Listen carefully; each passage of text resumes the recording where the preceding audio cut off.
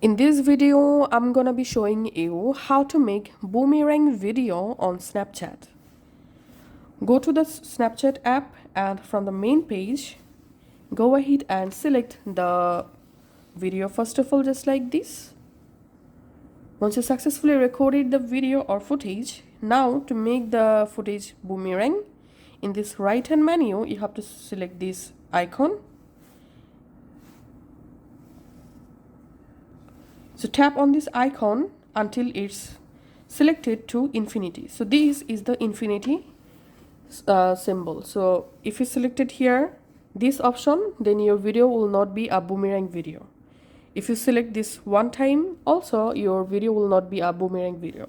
So make sure to select here this infinity icon and then just go ahead and send the video or snap to your story or friends. So that's how you can actually make a boomerang video on Snapchat. Thanks for watching.